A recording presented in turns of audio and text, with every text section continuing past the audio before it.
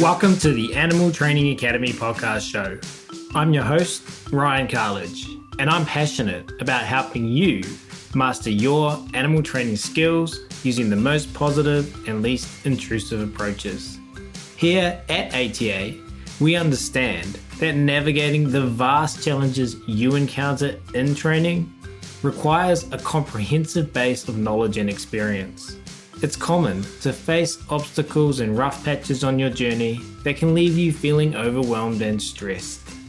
Therefore, since 2015, we've been on a mission to empower animal training geeks worldwide. We've aided thousands in developing their skills, expanding their knowledge, boosting their confidence, and maximizing their positive impact on all the animal and human learners they work with. We are excited to do the same for you. Simply visit www.atamember.com, join our vibrant community, and geek out with us. And of course, in the meantime, enjoy this free podcast episode as we explore new ways to help you supercharge your training skills, grow your knowledge, and build your confidence, so that you can craft a life that positively impacts every learner you encounter.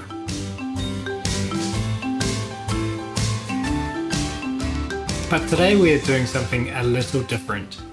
Instead of me interviewing a guest, we're flipping the script. You're about to hear a special episode from our sister podcast show, aka the Animal Training Academy Making Ripples podcast, a show hosted by Animal Training Academy's very own happiness engineer, Shelly Wood. This show usually highlights the stories of our amazing ATA members. However, in this session, Shelly sits down with another one of ATA's team members and fellow happiness engineer Belinda Young and myself. Together, we take a deep dive into one of the core values here at Animal Training Academy, gratitude. We discuss why it was chosen as a core value, how we practice it even when things get tough, and the impact it has on our training and our lives. So please welcome Shelly, Belinda, and myself as we explore the power of gratitude. Let's dive in. Today we are excited to welcome Ryan Cartlidge and Belinda Young to the show. Ryan Cartlidge has dedicated his career since 2007 to working in and for zoological organizations, training entire teams of zookeepers in animal behavior and training. His work here has taken him to numerous organizations across Australia, New Zealand, Canada, and the United States. In addition, Ryan is a certified professional dog trainer through the Karen Pryor Academy, a fear-free certified professional, a family pause parent educator, and a Tag Teach Level 1 certified trainer. He is also the founder of Animal Training Academy, ATA, an online education platform where he now spends most of his time. ATA helps aspiring animal trainers maximize their positive impact on both animals and people through education, community, and expert support. And Belinda Young. Belinda Young is a companion animal trainer based in Toowoomba. What is that, Queensland? Is that what the QLT is, Belinda? It is. I'm so sorry. Toowoomba, Queensland. Toowoomba, Queensland. She began her professional journey as a veterinary nurse where teaching puppy classes sparked her interest in helping people understand animal behavior and training. In 2013, Belinda founded Treat, Play, Love and began working with families in their homes to resolve pet behavior challenges. She holds a diploma in animal technology, Canberra Institute of Technology, and a certificate in companion animal services, Delta Institute, and is committed to ongoing professional development to ensure she can continue offering training advice that is current, effective, and above all, ethical. Belinda has been a part of the Animal Training Academy team since 2022, helping out in the community spaces as well as behind the scenes to facilitate the CEU program. Welcome, Ryan and Belinda, and thank you both for joining me for the first episode of 2026 to discuss gratitude, one of ATA's core values. Yeah. And Belinda, I'm sure you've been part of ATA, but on a volunteer basis, maybe since 2018. Yeah, that sounds about right. I was trying to remember and I couldn't. But yeah, definitely volunteer from about 2018 and a member before that as well. I remember sitting on the bus with you on the way to Werribee, I think, Open Range Zoo in Victoria, Australia, being like, hey, would you want to help out with our community stuff? I remember that too. Ah, Yeah. yay. And Shelley, how long have you been volunteering before joining us more formally? Gosh, I'm not even sure. I can't, a long time. I can't remember. It's been a good bit though. It's been a good bit, and considering we're talking about gratitude today, let me just express how grateful I am to both of you and I'm kind of vomiting in my head at the moment from sounding so cliche by starting off a gratitude podcast by expressing gratitude for our team members, but I mean it from the bottom of my heart.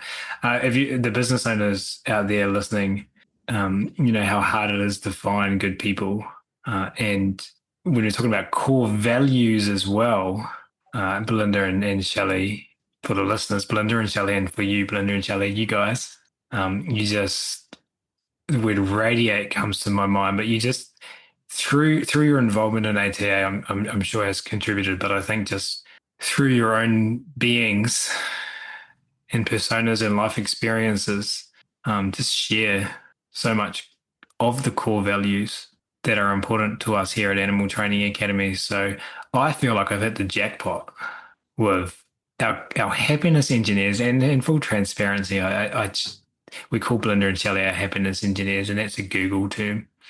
Not sure how we all feel about Google, but that's where I first heard it. Our happiness engineers in our community, they set antecedents up for our members' success. They are armed with reinforcers to endeavour to reinforce our members for their participation and their bravery and courage in sharing.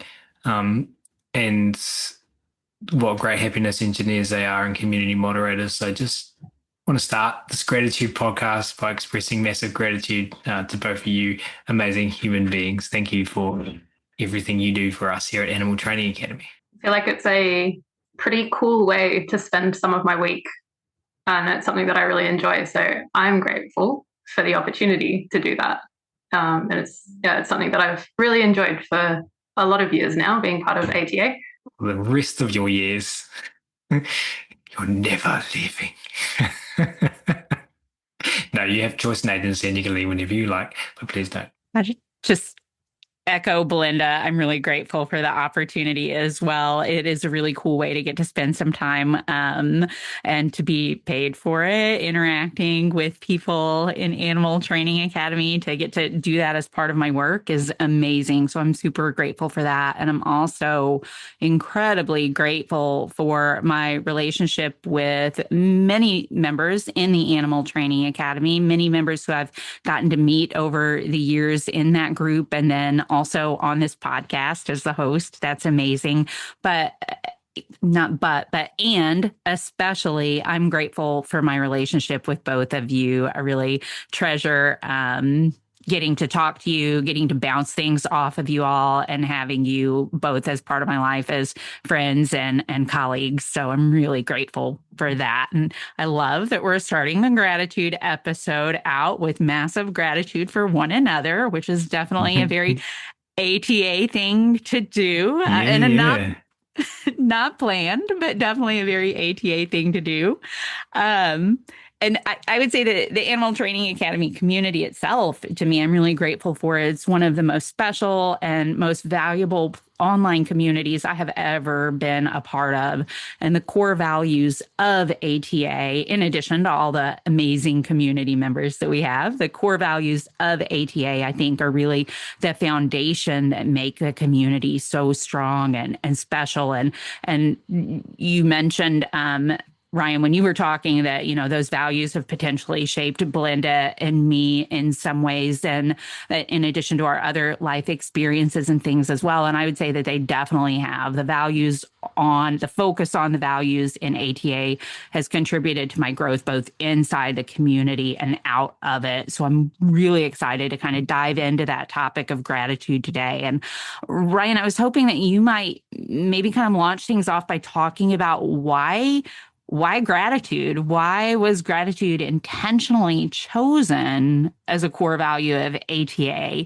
Yeah, the idea of intentionally focusing on core values and creating content around core values and specifically looking for opportunities to share about these stemmed from less than 12 months ago.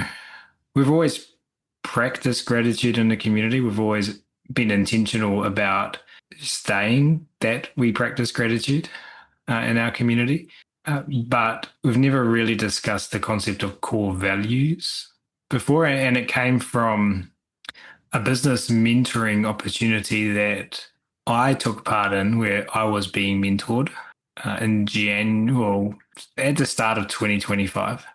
And this particular mentor sent a questionnaire to me beforehand to fill out. And one of the questions was, what are your core values of your organization? And I didn't find that very hard to answer, but I'd never written them down before. And I'd have to go and revisit it, because I do revisit it frequently. But I think that gratitude was at number one or at number two. Like, it was the first thing that came to my mind as something that's really important inside our community. And the reason why, I think, is because there is a fine line between Ryan Cartlidge and Animal Training Academy. Like, it's a company, like it's a legal entity. It's a company here in New Zealand, but there's one, and it's obviously made up of everyone. But there's one shareholder, and then you're listening to that shareholder's voice right now. And it started as an idea, and I guess therefore the core values are my core values that I put down on that sheet. And for me, gratitude in my life has been life-changing when you have gratitude as an intentional piece of your routine, of your existence.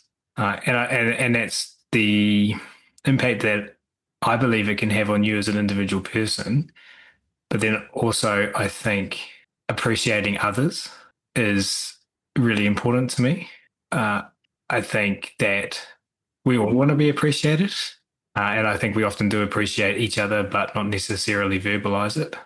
So that's always been really important to me ever since I read a book called, and I'm not very good at this, and I read this when I was 13. I'm still terrible at it. It's called How to Win Friends and Influence People. But it talks about how important it is, how important it is for people to feel appreciated. And if we think about Animal Training Academy, we always spent time at the start. We've always, and we still do, spend time at the start of all of our webinars. We've done 220, 30 webinars now, expressing gratitude to the guests that we host for the impact they have via the work that they do out there just in the world. And we mean that from the bottom of our hearts, because that's why we're doing this, is to help learners, human and non-human, under the ethical frameworks that we lean on for us here at Animal Training Academy. That's Susan Friedman's hierarchy of behavior change interventions according to the most positive, least intrusive, effective alternative. And we are super grateful. That's what we're doing. That's what we're doing at Animal Training Academy, but we don't do that in isolation. So we're so grateful for everyone's work that we host here at Animal Training Academy. And we're always, of course, grateful for them wanting to spend time with us at Animal Training Academy. So we always make sure that we just let people know that we appreciate them being here with us. And then we just appreciate everyone learning with us within our live session. So I've always done that, and I've been labelled as I've been labelled with the label, or Animal Training Academy has been labelled as a place of toxic positivity, which makes me laugh, because I feel like I've experienced toxic positivity where people aren't, even if things aren't going well, people are like, yeah, things are great. Like, even if people aren't grateful, they're like, yeah, we're grateful. And like, that's not what we're doing. Like, when things aren't going well, we talk about them and we learn from them. And we wouldn't be expressing gratitude for if we weren't grateful for something. And so that took me back when someone said that to me, and I thought, I spoke to a good mentor of mine about it, and she said that some people just aren't used to being in this kind of environment. So for them, it comes across as inauthentic. But on the other hand, I've had people message me and say, I never at first when I heard you saying this, and there's multiple people who said this, like, I was like, why is he taking so long? Like, why doesn't he just start the webinar? Like, he's always like babbling on about this stuff. But then like over time, they're like, oh, like now I love it. And like, I've started to do that in my own life. And they've expressed gratitude for learning about gratitude. And so I would say I've been reinforced by the community over time. It's been so important in my own life. And I think it's really important, if you're genuinely grateful for other people, to give them the kindness of letting them know. Yeah, I think I really like what you were saying about the gratitude being genuine. You know, we do express gratitude a lot, but when we're expressing it, it is about something genuine. We're not talking about just saying that we're grateful for things for the sake of saying we're grateful for things, but it is always something in many cases maybe that we want to reinforce, or that we just want to expect or express that we're grateful for. And you mentioned some folks talking about, like, I wonder why you always do this at the beginning of the web class, and then growing to really like that component.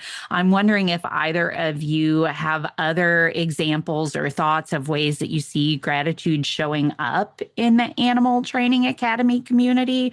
If you've seen gratitude kind of shaping the way that the community interacts together, learns together, in addition to what you've already shared, Ryan? Either one of you? I want to hear Belinda's thoughts on this as the non-ATA founder, what she's seen. Well, I think like when listening to Ryan talking about core values and how the core values of Animal Training Academy are kind of the core values of Ryan Cartlidge, it occurs to me that I guess the values of Animal Training Academy and the way that we interact with each other sort of behind the scenes and with members within the community, it occurs to me that what we're doing with people is what we're aiming to do with animals as positive reinforcement or reward-based or force-free or whatever you want to call it. Animal trainers, we're trying to communicate clearly and kindly and meet people where they're at and sort of find that next approximation to, help them to get where they want to go. And in doing that, I think with animals, we're often using sort of tangible reinforcers. We're using food and toys and tactile and other access to things that they like. And I think gratitude, in a way, given authentically and specifically, I think that serves as a really effective reinforcer. Like you say, people hear that they're valued and they're appreciated. And I think that core value of gratitude is part of what makes the Animal Training Academy community such a nice place to learn, because we are always, trying to find those reinforcers for different people to help them to learn and to access the next bit of information that will help them on their journey. I'm wondering, as you were talking, Belinda, and I was thinking about my perspective as a happiness engineer as well, and saying, expressing gratitude within the community. I'm wondering if Do you feel like you have become more grateful in general in your life as a result of looking for opportunities to express gratitude? The way that we so intentionally look for those opportunities in the community. Does that make sense? Do you think that practicing gratitude in there has helped you identify gratitude in other areas as well, possibly? Yeah, I think definitely, because I really like that Ryan sort of brought up toxic positivity, and that kind of sense of, I guess, like expressing gratitude and commenting positively on things that people do. It can feel a little bit contrived. I think we're not always very good at doing that as a default setting. And certainly if you exist in other parts of social media and the internet, you get a sense that Animal Training Academy is quite different. And I think that's why it's such an appealing place to be. But it's like any skill, really. I guess the more that you practice it, and if you practice it well, it becomes more fluent, and skills that are more fluent come more easily. And definitely, I think, I mean, even as a member, as a volunteer, and now as a team member, having that encouragement to look for opportunities to be grateful and to provide feedback to people. Like, you know, these are the things I'm so grateful that you feel comfortable to share and to have this learning experience here, and you feel safe to do that. It gives me a better sense of how to communicate outside of Animal Training Academy as well, in a way that hopefully creates safety with the people that I'm with. And it certainly, learning to recognize things in other people that I think are, you know, it's really brave, or it's really cool, or it's really clever, and sort of looking for those things so that I can, I guess, celebrate them with that person. It helps me to recognize it in myself as well. Certainly not all the time, not perfectly, but I am much more inclined to be like, oh, this was a really cool opportunity to learn something, rather than, you know, this was terrible, or it didn't go the way that I wanted. It's much easier to pick out the things that I can build on next time. And there's so many parts of ATA that have helped me, I guess, maybe to be more resilient in my pursuit of animal training and life in general. But yeah, definitely practicing within ATA makes practicing outside of it something that comes much more naturally, which is a great gift. And Ryan, I assume, I'm going to guess, tell me if I'm wrong, I'm going to guess that you also view gratitude as a skill. And if so, I wonder if you have any thoughts, any other thoughts too, on how we can develop that skill and hone it. Yeah, definitely think that it's a skill. And I'll share, I was sharing with Belinda and Shelly about a learning opportunity that I had within the last week. And well, I won't go into the details about that here, but I'm sure I can share some components of the situation, and you, the listener, will think about situations that you've been in yourself that share similarities. So one of those is waking up at 4 a.m. in the morning, and rather than going back to sleep, getting stuck in a repetitive loop of thoughts about things I could have done differently, or frustration or guilt or regret about the situation. And it's not like I hadn't already thought all of those things. I said a repetitive loop. So your brain's looping a little bit. So for this past week, I've been getting up at 4 a.m. I'm like, screw that. like, why is my brain doing this to me? It's so annoying. And then I get annoyed that I'm annoyed. I'm like, it's okay to be annoyed, Ryan. You don't have to fix this. Shut up, Ryan. You're so annoying. And so I'm like, I just get up, and then I'm like, okay, cool. So what can I do to, like, why is this happening? Like, and I think it was happening because for the specific situation, if it's happened to you, maybe it's the same thing, because of fear. Like, I'm scared. Like, I think that I'm at risk. I'm threatened. This was a professional situation. I'm like, there's some risks here for me on multiple levels. And so my brain's trying to, um, I'm not sure what it's trying to do. I don't quite understand it. I've been trying to understand it this week. But anyway, I get up and I'm like, okay, cool. What do I do now that I'm up? So I just documented things, and I was like, okay, think back to this situation. What did I do well? What did I learn? And what are some new benchmarks I can set for myself that if I'm in this situation again in the future, I will want this to be my baseline or my benchmark. And I got it all out of my head, and it really helped. And I keep adding to that document. But now I can sit here and truthfully say, like, I'm really grateful for this opportunity to learn. And like Belinda's said, that saying these things out loud, like I'm always worried, like I sound like HR hype or something. Like there's just buzzwords. Oh yeah, cool. Be grateful for the learning opportunities you've had, and you feel like contrived. But again, back to that bit of being genuine. Like I feel immense gratitude. Like I'm just a 42-year-old dude who 41 and 363 days old dude who this I can only do what my learning history allows me to and the skills I have. But I think the gratitude that I feel now has come from the process that I just described. So that's just an example from this week. But for me, I work at, for those in Animal Training Academy, you likely have seen at some point, if you've been, depending on how long you've been with us, some contributions from my work I do at Moonlit Sanctuary. And I love being at Moonlit. And the team, sometimes 20, 30 people, we all get together in the morning. We stand in a circle and we throw a ball around and everyone has a go and everyone says something they're grateful for. So you say whatever, then you pass the ball on, the next person says whatever, and they pass the ball on. And often it's like, I was really grateful for team member X yesterday because it was at the end of the day and this thing happened and I was really running late and they came in and they offered to do XYZ tasks for me, which means that we could both leave on time. And what a beautiful way to start the day. So I think that is an intentional practice that I haven't had these discussions with that team.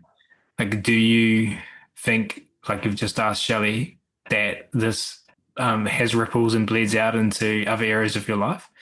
But I think would be logical for reasoning that it would. So that's an example of something that it's if you've got 20 team members, there's 20 individuals, but it's could be argued that it's low stakes. Some people might find that really stressful. And I'm assuming it's probably a bit strange for like new team members coming in again, like the webinar thing. Like what is going on here? Like I've got to come up with something to be grateful for. But I think I like to imagine, maybe I'm wrong, that over time that actually blends into genuine gratitude. And logically to me, people are looking for things that they can say at the meeting the following day. So opportunities to be grateful for things is something that's on people's radar. And going back to what Belinda said, in terms of what we do as animal trainers, I think becoming better observers and looking for those little things is a great skill that we develop as animal trainers. And I think gratitude helps us develop as well. Because if you think about it, like that your fingers or your toes or your legs or your arms, like we take these things for granted, right? Until they're gone. We just don't think about them on a daily basis. But like, imagine not having an arm. Sorry for anyone who doesn't have an arm who's listening, but like, I'm very grateful for my arm. And again, God, you sound contrived, Ryan. But like, I mean, truthfully, like, if you really think about it, your arm's pretty awesome, right? It would suck if you didn't have your arm. And like, just reminding yourself about the little things in life that you don't ever think about or acknowledge or take for granted on a daily basis that are pretty amazing. And the fact that evolution like created this like pretty grateful for that as well. And so I think yes it's a skill. And that skill is being able to look for and appreciate things and as you go about your day.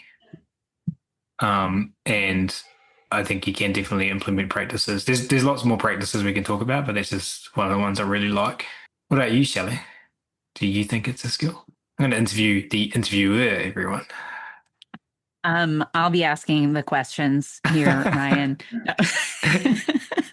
Yes, I think it's I a won't be skill. asking that again. Oh, hang on, someone's at the door. You go. Okay, I do think that gratitude is a skill, and I like the exercise that Ryan was talking about that they do at Moonlit, where they throw the ball and somebody said something that they're grateful for. There was a period in my life where I kept a gratitude journal and wrote down at least 5 things every day that I was grateful for, and there was definitely a time where that was very helpful for me in training my eye to look for things to be grateful for. So I think there are lots of other ways probably to hone that skill, but being intentional about identifying those things that we're grateful for is something that's been helpful for me in the past. And I think that just like you two have already shared about it, much like positive reinforcement training, when we practice being grateful, we're putting our eye on the thing that we want to grow or want to embrace or experience fully, rather than putting our eye on the things that maybe we're not as that we don't want around as much.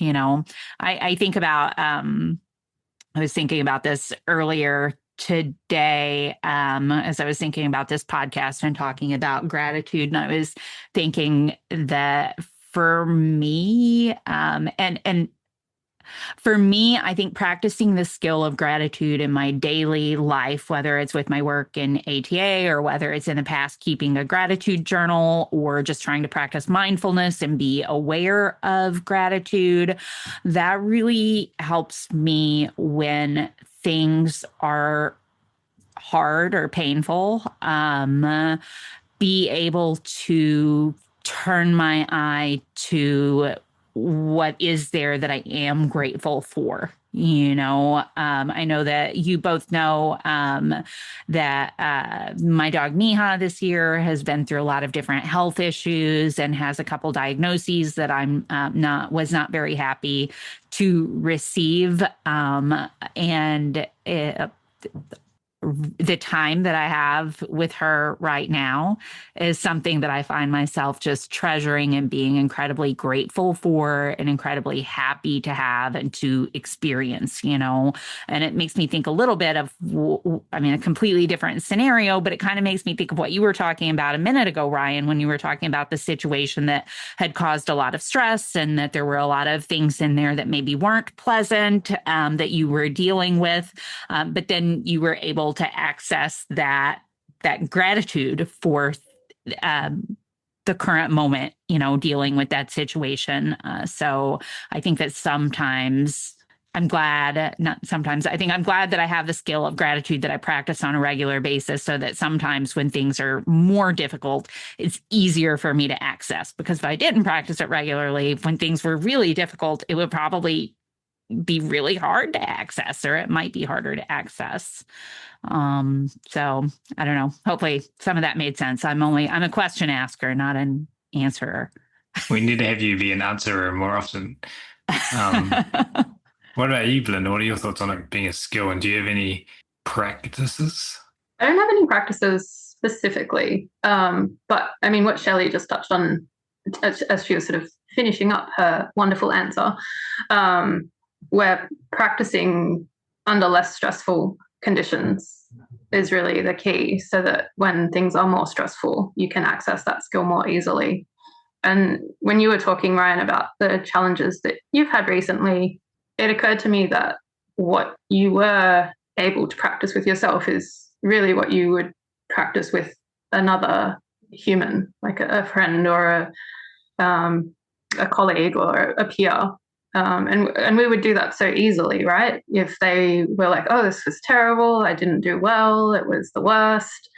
I think that the thing that we practice often in Animal Training Academy is really breaking it down. And I straight away thought of the Sarah Owings rubric, right? Where we go, this is what went well. This is what they did well. This is one thing I can change, not a shopping list of things that I can change.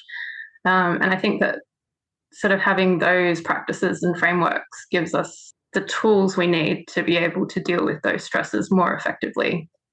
And then additionally, that practice of, like training your eye for things to be grateful for can sound really contrived. Like, if they don't just jump out, are they worth expressing that gratitude for? But I mean, we do it with our animals all the time. We often talk about, reinforcing the behaviors you want to see more of. And it's very common advice, I think, for certain situations, certainly where you just go, well, we're going to have this many reinforcers available, and throughout the day, we're just going to reward or reinforce anything that we see that we like. And we don't think of that as contrived or made up. I think that's a really important strategy, and it's of great value, and it helps us to shift behavior in the direction that we want to see it shift. And I think it's really the same with gratitude and training yourself to notice the things that are, good about your day and your interactions and your experiences. I can't see that there is any danger in doing that. It seems like something that can only improve sort of well-being and mental health, and the things that we value in ourselves and in others and in Animal Training Academy and in life. Really like the way that you said that it can feel contrived, but it doesn't feel contrived if we're capturing behavior and reinforcing it from one of the animals that we live with. We do that all the time. And so I think that, like, back when I kept a gratitude journal, or even when I first started engaging in ATA in a more formal way than just as a member as I had in the past, and I started responding to people intentionally, many times saying I'm grateful, it kind of maybe felt a little contrived in the beginning for me there too, even though I was being honest about what I was grateful for. But after doing it, it no longer feels contrived. It's that genuineness right out of the gate, whether it's in my own life, identifying things for a gratitude journal, or telling somebody else what I'm grateful for. So I think it definitely, builds you build fluency with the skill. So yeah. Maybe it's an unintended side effect. I know that if I express gratitude to others, like, oh, wow, thank you for being so bold in asking that question, or you did a really great job filming that session to share it, thank you. Reinforcing that or expressing gratitude for that in others, it also affects my own behavior. I'm more likely to ask questions or share video or, model behavior that I really enjoy seeing from other members as well. So I think it all contributes to creating a really exciting space to be a learner, whether it's myself, selfishly, or hopefully everyone else that's learning in there as well. 100%. I agree with that. Like, by recognizing what other people are doing in the community and expressing my gratitude about it, it makes me also then be like, oh, maybe I should give that a try. Yeah. So 100% agree with it. Does that resonate with you too, some, Ryan?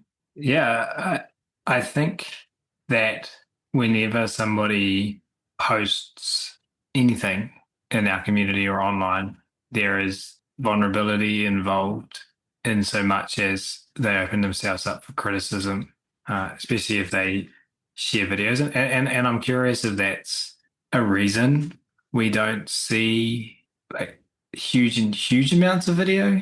Is that vulnerability of the risk of being criticized? It might not be. It might just be it's too hard to set cameras up and tripods and move stuff from phones to computers and get them in Facebook, or the forums.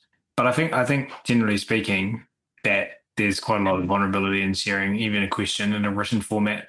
Part of this is backed up by data in so much as we did a large survey at the end of 2023 to all of our members, all of our lapsed members, all of our people in our mailing list that aren't members. And one of the big recurring challenges that people have is just feeling like part of it's feeling like you're not good enough, and part of it's feeling like you're just so worried about messing things up. You're worried about making mistakes if you do some animal training project or something. And I think that is, if not the same, uh, it is in the same vein as posting stuff in the community. Like you're just worried about not like framing it wrong or asking a dumb question or exposing your weaknesses and knowledge or whatever it is. And I think that all three of us, like just acknowledge that. We just start our post with thanks so much for sharing and thanks for being for my wording is frequently thanks for bravely sharing this question and here with us and trusting us to help provide some feedback. And I typically speaking just default to starting all of my comments like that, just because of everything I've just said. Additionally, to build on that, I feel vulnerable every time I post for that very reason. Part of it is the community we have. We've got people who are animal training enthusiasts, but don't necessarily do this professionally. We have people who are professionals and are just getting started. We have people that have been training longer than I've been alive in the community. And so there's the fear of sounding stupid in front of these people or dumb of your questions or not looking like you know what you're talking about. And so I think there's a lot of vulnerability in posting in our community for that reason as well. And I know that that's been expressed to me on many occasions. So we intentionally try to, and I say we, because I know that you guys do this too, express gratitude for that at the start of every post. And I think we talk about Animal Training Academy having this as their core value, part of their culture, and potentially different in other spaces, is when I see that vulnerability in a post and people, if there's very few comments on a post and they're just straight down to nuts and bolts of solving problems, I think we can generate safety for all, the poster, the people reading the post, and ourselves, by acknowledging what we're doing and the behaviors we're doing. And I think we know that models behavior for others as well when people are brave and vulnerable. Like we really celebrate bravery and vulnerability. And for the individual person using our community, we will know if it's reinforcing or not based on their future behavior. But I think we're pretty good at that. Like we generally see when we can ourselves model these core values and identify the courage needed to put yourself out there. I think we generally do see behavior being maintained and sexual increased with regards to posting in our community. I can't remember what your question was, Shelly, but there you go. It was a great answer. Thank you. I also don't remember what the question was, so it was perfect. Awesome. So we like to hear. I'm grateful I can answer questions. I don't know what the question was. Belinda, did you have an answer to that question as well? I can't remember what the question was either. But I think it just comes back to, the learners in Animal Training Academy are humans, right? So while we are hoping to influence the lives of animals by influencing those humans, 100%. The learners that we're contacting directly are human. And so we, the core values, that really just comes back to having, I guess, an eye on and a desire to communicate and teach and interact in the most positive way possible. Yes, Ryan? I raised my hand in the Zoom meeting, everyone. No, I just think what you said is so important that I didn't want to lose my thought and have that moment gone. And that, I can't. Well, we got renovations going on at home and people are knocking on my doors and my brain is just operating on fumes. Your hand went up when I was talking about our learners being human learners. Right. And so and the conversations that we've had, thank you for this, and thank you for everyone being patient with me today. And so, well, I think I do this in most podcast episodes, to be honest. What are we talking about again? But in terms of being brave and vulnerable, and we talked about at some point today the culture that facilitates that.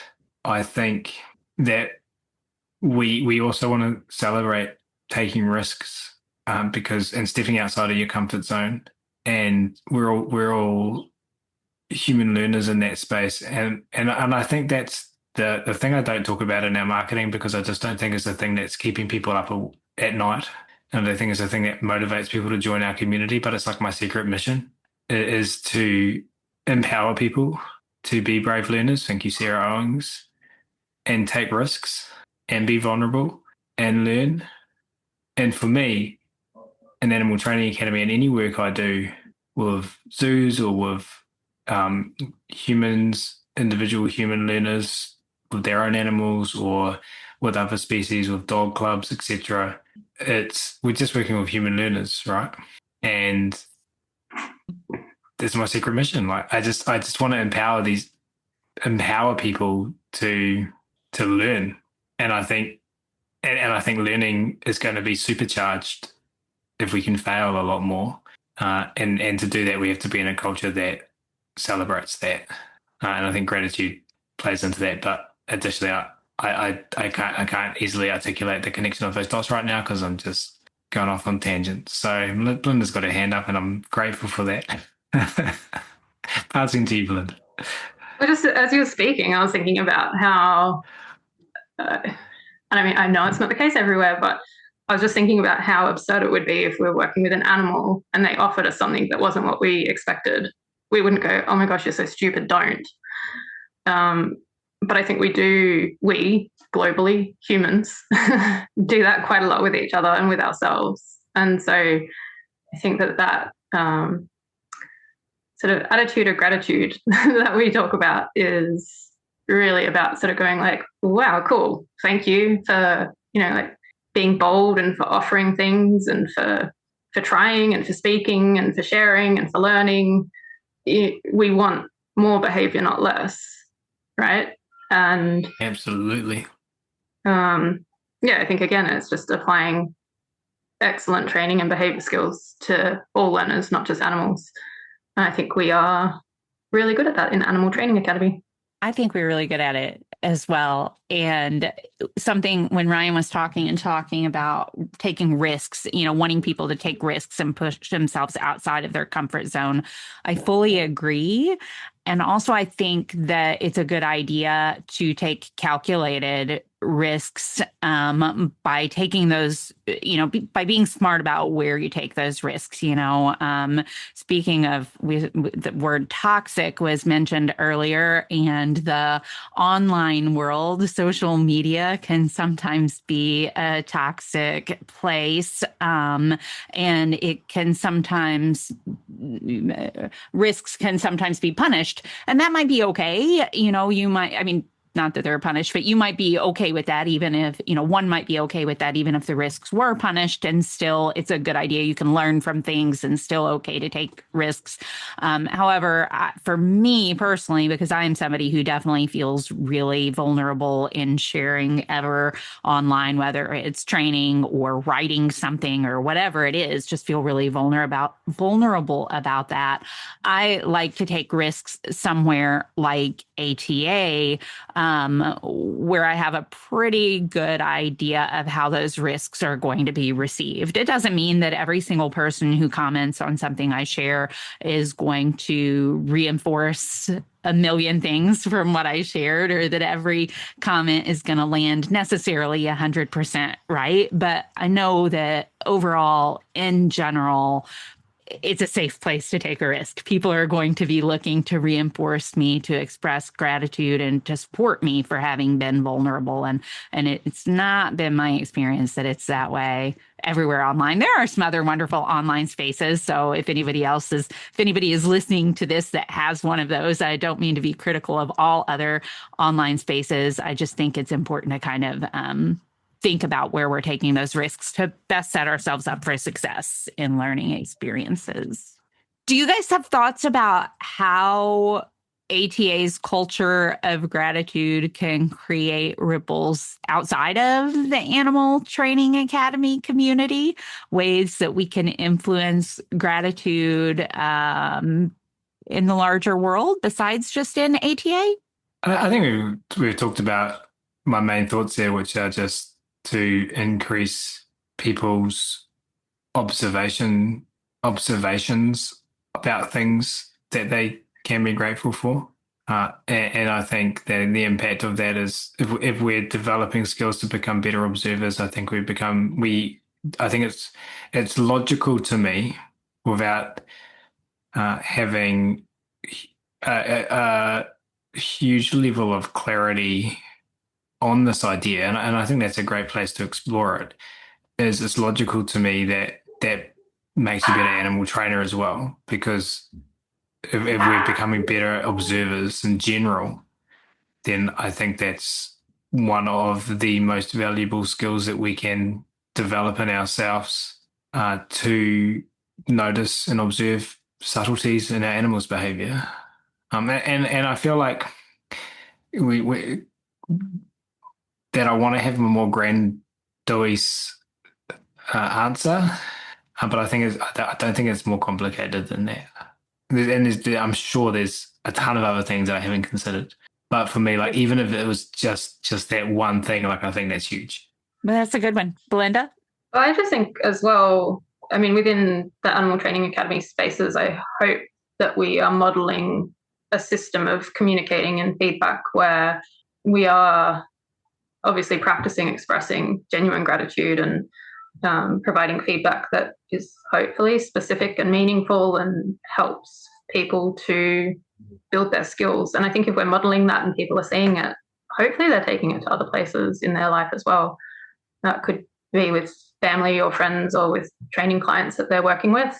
I mean, before we started recording this podcast, I guess I sort of was reflecting on the idea that it's okay for us to have like aspirational goals towards how we express and experience gratitude. And even if we're not perfect at it all the time, online or in real life, I don't think that is a reason to not sort of continue to practice and hopefully get better at it all the time.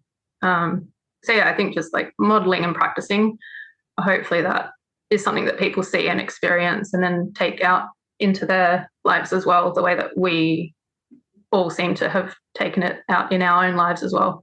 I love both of those answers. I love the idea of developing our observational skills by becoming more in tune with what we're grateful for and how that might help us be better animal trainers. And what you were just saying, Belinda, about the modeling aspect of things, I have noticed in ATA, you'll see members sometimes start to express gratitude more in their comments or in their post. And it's possible, I'm going to guess maybe even likely, that they've picked that up just from the culture of the community. And so I think that we members and ourselves modeling the same behavior that we do in ATA out and about and in the world would be one way also to influence to expand these ripples beyond the ATA community out into the world.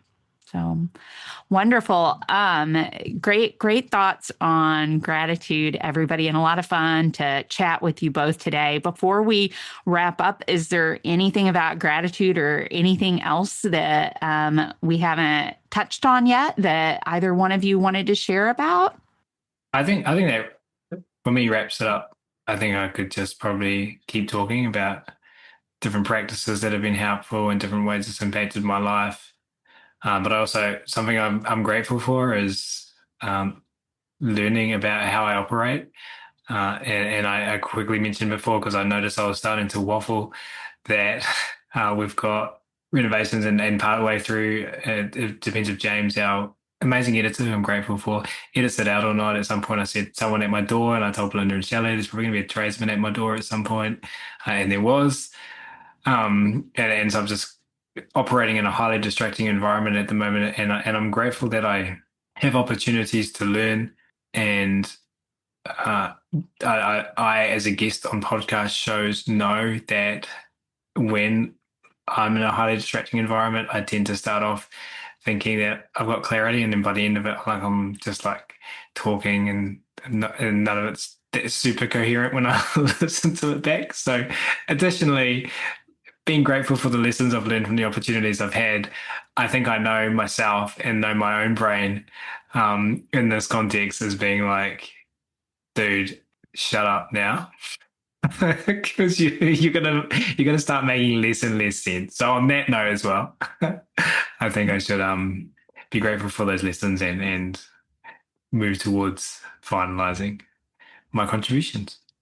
I don't think I've got anything particularly more that I wanted to say, but I will say that having some fluency on the skill of noticing things to be grateful for has been really quite helpful with a new puppy in the household. And some of the challenges that it's come with, to still be able to they're not that hard to find, still be able to feel grateful for all of the things that are really a lot of fun and exciting opportunities to learn more and to stretch and grow skills. Having some fluency on that skill of noticing and being grateful has been very timely. So I'm glad that I've had the years of practice with Animal Training Academy so that I can more fully enjoy the experience that I'm having right now with a puppy in the house. So thank you. Love it. And Patrick is famous, so everyone knows who Patrick is. Yes, Patrick was excluded from the room this morning We're grateful for that. Yes. Ryan, Belinda, thank you both so much for taking time out of your busy days and a busy day. I guess you each just have one today.